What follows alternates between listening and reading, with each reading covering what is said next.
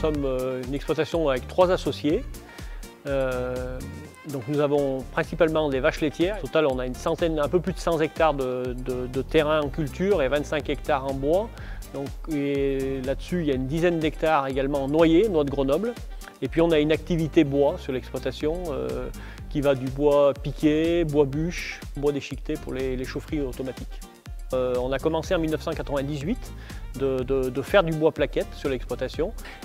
Donc l'utilisation du bois plaquette sur l'exploitation, c'est tout d'abord sur les différentes habitations des associés. Et ensuite, en complément, on a à la fois l'eau chaude pour la salle de traite. Et puis d'un autre côté, ici, on a le séchage des noix qui est fait avec du bois plaquette également. Et après, on commercialise le reste de cette plaquette. On a 7 particuliers, donc des maisons, des habitations à côté, plus après une chaufferie un peu plus importante où il y a un musée, le musée de la noix. Alors nous, l'activité bois au total sur l'exploitation, c'est à peu près guère plus de 10% du chiffre d'affaires, mais c'est principalement du temps passé et il n'y a pas de charge du même niveau que sur la partie laitière ou sur la partie sur les noix par exemple. Je suis également président de la CUMA Bois Énergie du Dauphiné qui a au total 180 adhérents sur l'Isère, la Drôme et quelques communes de l'Ain.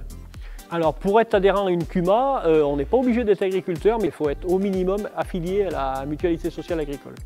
Les années les plus importantes dans la CUMA, on va broyer à peu près 70 000 m3 par an. L'objectif c'est ça, c'est d'avoir du matériel de grosse capacité à un prix qui est raisonnable et qui serait impossible à rentabiliser sur notre exploitation. Et puis c'est quand même une énergie renouvelable, on ne peut pas comparer du gaz avec du bois déchiqueté qui est produit sur l'exploitation, transformé sur l'exploitation, séché là.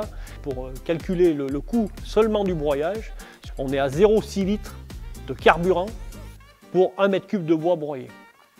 Et pour ces 1 m3 de bois broyé, on sait que ça a une valeur à peu près calorifique de 80 litres de fioul.